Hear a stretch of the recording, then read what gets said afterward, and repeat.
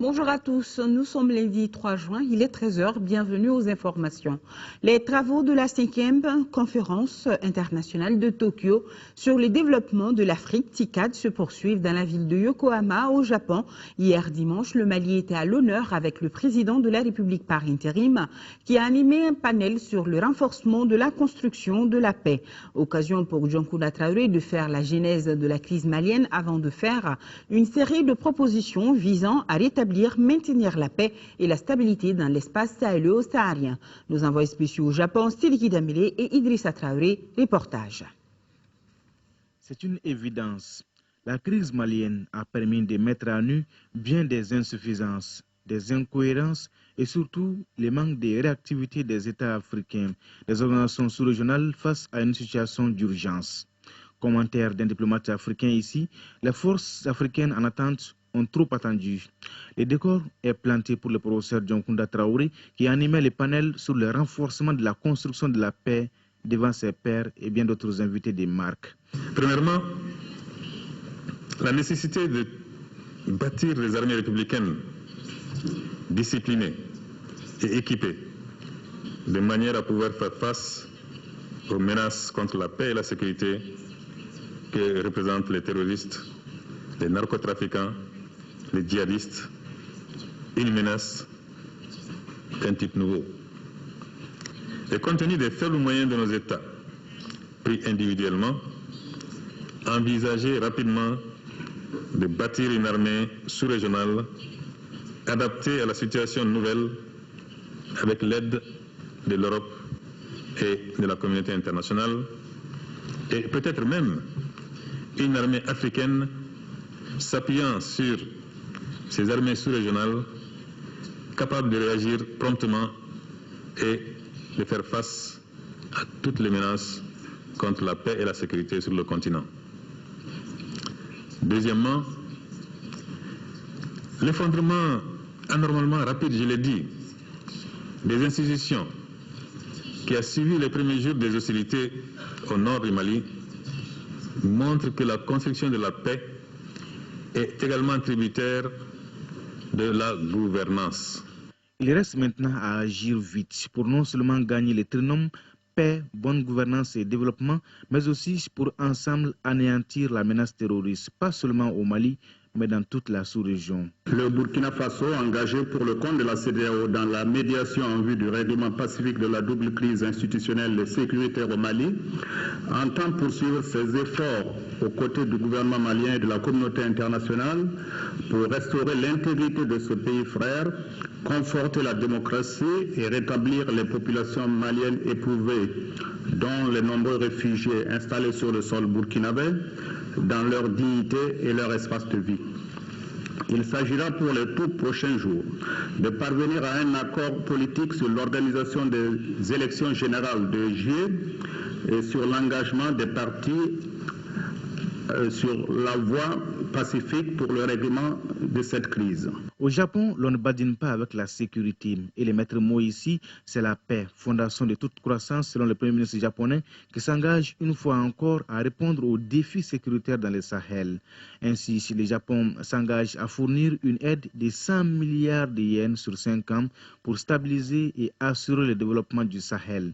En plus, le pays s'engage à former 10 000 personnes dans le domaine de la lutte contre le terrorisme dans le Sahel.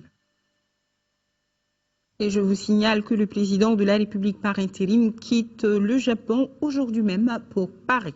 Le MNLA a tristement fait parler de lui ces derniers temps en commettant des exactions sur les populations noires à Kidal et sur des Arabes et autres commerçants dans la commune de Tarkint, Inkalid, Anifis et à Aguelhok.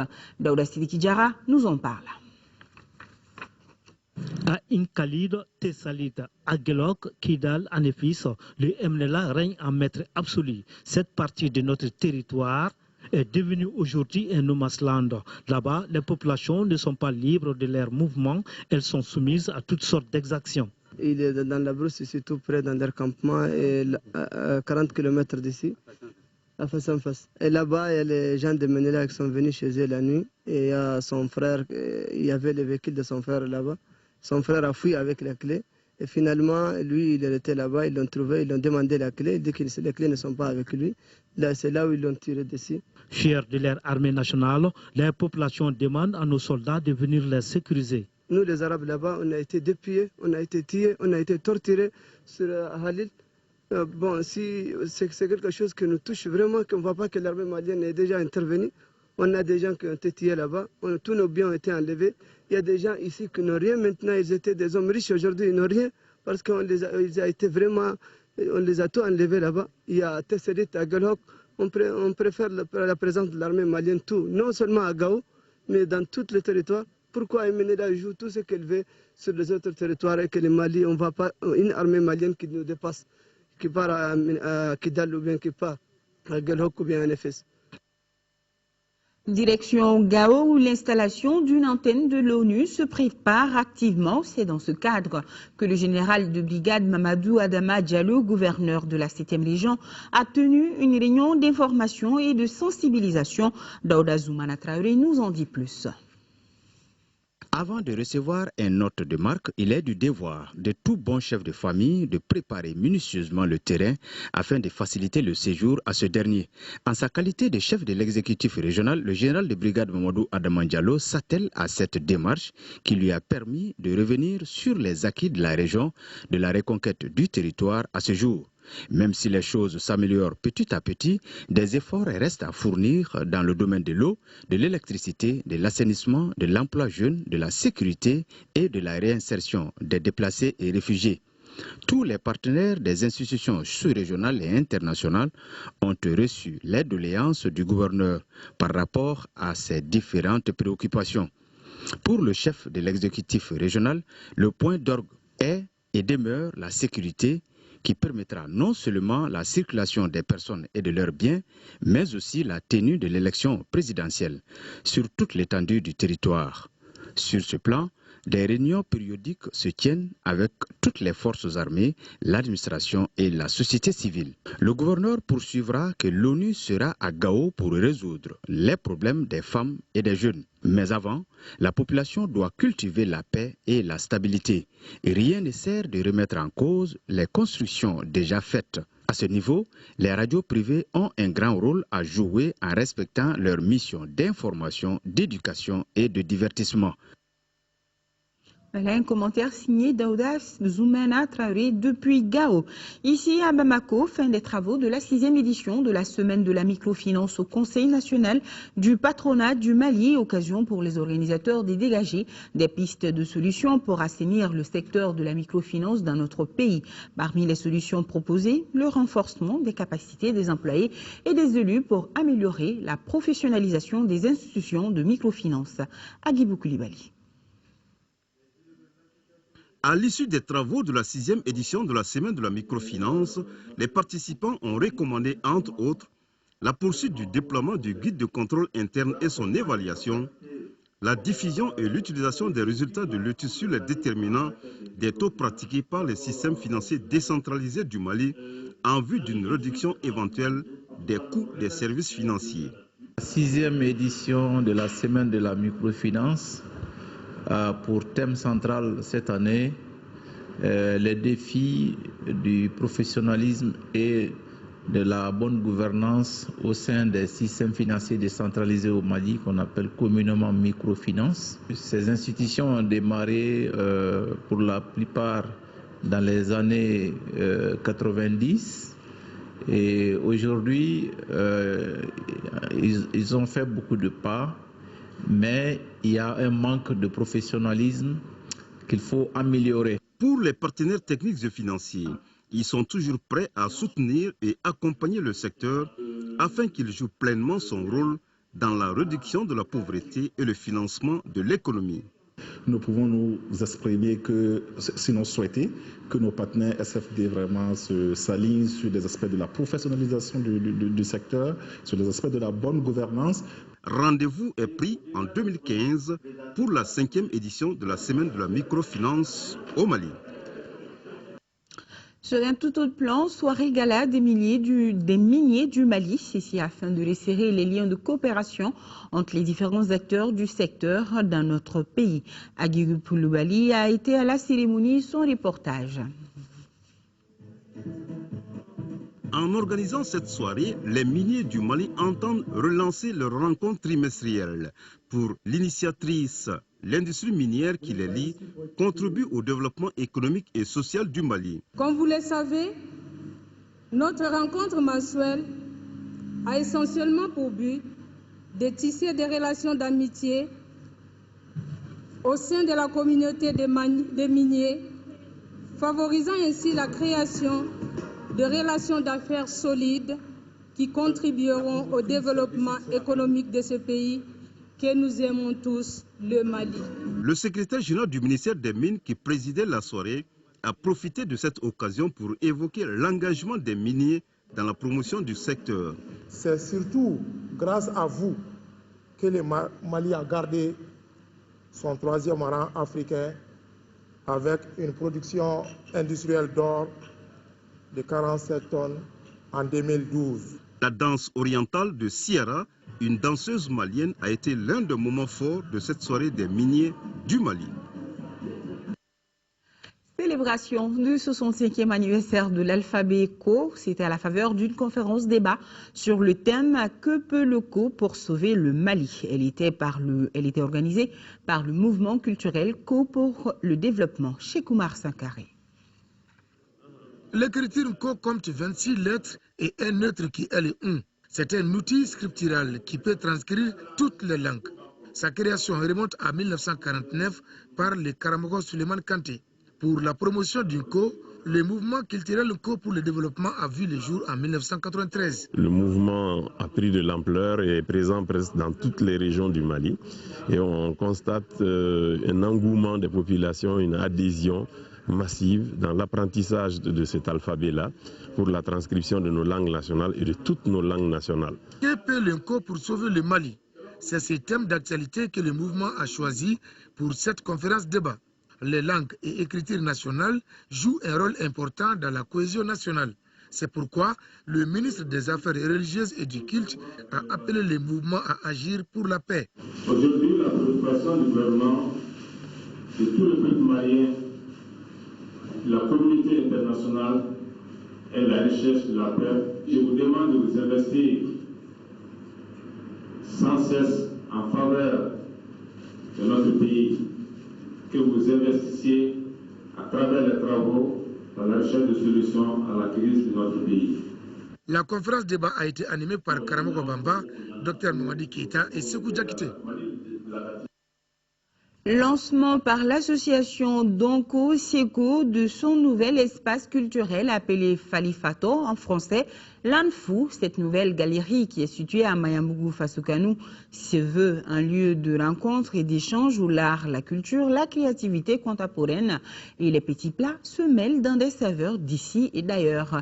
Pour plus de précision, nous écoutons Ketli Noël, promotrice de la galerie. Elle est au micro de Modibo Souari. Le Falifato, je pense que tout le monde peut comprendre ce que c'est le Falifato. Fali, en bambara, qui veut dire âne, et fato, qui veut dire fou. Donc le Falifato, l'âne fou. Mais après, il y a plein d'autres choses qui rentrent en jeu. Qui est l'âne, qui est le Fali, qui est le fato, qui est fou, qui n'est pas fou. Au fait, c'est juste un concept alternatif, un espace alternatif qui met dans un même endroit l'art contemporain, l'art visuel, la danse, la musique, les performances, peut-être éventuellement le théâtre, des petits cafés littéraires et les goûts culinaires, des saveurs d'ici, du pays et d'ailleurs d'Afrique, du monde. Donc c'est un espace monde où les artistes, le public, ceux qui aiment bien manger, peuvent se retrouver dans un même endroit pour partager, échanger les idées, voir ce qui se fait au niveau de la créativité contemporaine dans le local et dans les pays avoisinants et même de beaucoup plus loin. Donc c'est une galerie, la galerie des créateurs, le Falifato. Donc c'est aussi un lieu d'exhibition, d'exposition photo, d'art plastique. Donc on est vraiment dans un espace monde où on prend ce que nous avons dans le local et on le retransforme, on le réinvente et on le montre au Falifato. Le Falifato, situé à Mayambougou, face au Kanou, à découvrir. Les Lions Club du Mali viennent accompagner le ministère de la Santé à travers une campagne de sensibilisation sur la vaccination contre la rougeole. Pour cette année, les Lions Club, dans leur programme de sensibilisation de masse, ont retenu le sport, précisément le football. Mamourou Sidibé, compte rendu. Un esprit sain dans un corps sain. C'est fort de cet adage que les Lions du Mali ont choisi le sport roi comme moyen de sensibilisation des enfants et leurs parents dans la lutte contre la rougeole au Mali. La rougeole est un problème majeur de santé publique au Mali. En effet, le Lions Club International, à travers sa fondation SAIFEC, la LCIF, s'est donné comme leitmotiv d'accompagner le ministère de la Santé dans ses efforts de lutte contre les maladies vaccinales, y compris la rougeole. Le slogan de la LCIF, $1, un vaccin, une vie, en est une parfaite illustration. Les domaines d'intervention des Lions à travers le continent sont divers et variés, parmi lesquels la santé. L'implication de tous les acteurs de la société malienne dans cette campagne est capitale pour sa réussite. Dans le cadre de la surveillance épidémiologique, les données ont révélé des cas de rougeole en début d'année à Tacharan, village situé à une vingtaine de kilomètres de Gao. D'autres cas ont également été recensés dans d'autres localités, effectivement, du pays. C'est pour pallier à cette situation que les services techniques du ministère de la Santé ont recommandé les sensibilisations communautaires. Ces activités doivent couvrir l'ensemble du pays, car la situation de Tacharan n'est pas isolée. Depuis plus de 3 ans, l'apport des Lions du Mali dans la lutte contre cette maladie est estimé à près de 100 millions de francs CFA. Cette sensibilisation, estiment les initiateurs, incitera les parents à faire vacciner leurs enfants. Restons dans le domaine du sport avec du football, toujours championnat national de Ligue 1. 2 rencontres étaient au programme de la 24e journée au stade Modibo Keïta. La Jeanne d'Arc, qui n'a plus gagné depuis quelques journées, s'est offerte une précieuse victoire, 1-0 face à la Somme. En première rencontre, le COB a tenu un échec l'USFAS, 1 partout. Le point des 2 rencontres, c'est avec Aldou Matina. À quelques journées de la fin du championnat national, certaines rencontres ont désormais l'allure d'une finale, compte tenu de leur enjeu. C'est le cas ici entre le club olympique de Bamako en vert, qui cherche à terminer sur le podium, et l'USFAS qui vise le maintien. Le COB favori avant la rencontre va d'abord douter, pour ensuite imposer sa mainmise sur le jeu. À la 21e minute, Ismaïla Diarra en 2 temps échoue sur le but USFASien, mais c'est une tête qui est partie remise pour les Olympiens. Après un bon mouvement collectif à la 35e minute, Amidou Traoré s'en va battre Komandian Keïta. À la mi-temps, l'USFAS est mené 1-0. Si la 10e période paraissait facile pour le COB, c'était sans compter avec la détermination des porteurs d'uniformes qui vont croire jusqu'au bout. Impuissant de creuser l'écart, le club olympique de Bamako s'est viré rattrapé au score à la 89e minute grâce à Lassine Keïta.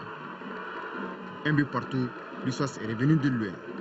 Pour le COB, le podium est loin d'être acquis avec ces matchs nuls. La 10e affiche entre l'association sportive olympique de Misra et la Jeanne d'Arc avait pour enjeu gagner et s'éloigner des profondeurs du classement. Mais dans ce cas de figure, la pression était beaucoup plus sur les épaules de la GIA qui est au bord de la relégation. Finalement, à l'issue d'une partie terne en occasion, la vieille dame s'en est bien tirée d'affaire. Elle arrache les 3 points grâce à un lob magnifique de Youssouf Diarra à la 77e minute. L'espoir de se maintenir en Ligue 1 est rené pour la GIA qui devra composer désormais sans son entraîneur principal Geladio Nango. La Jeanne d'Arc, avec désormais 24 points, est à égalité avec l'USFAS. Et avant de boucler ce journal et retenir cette annonce, le ministre de la Communication, porte-parole du gouvernement, Manga Dambélé, anime une conférence de presse cet après-midi à 15 h dans la salle de conférence de son département. La conférence portera sur les derniers développements de la situation à Kidal. La presse nationale et internationale est conviée à ce point de presse. La grande édition sera une présentation de Aïssata Ibrahim Maïga. Merci de nous rester fidèles. Je vous dis dis à demain 10h. Bon appétit et bonne suite de programme en notre compagnie.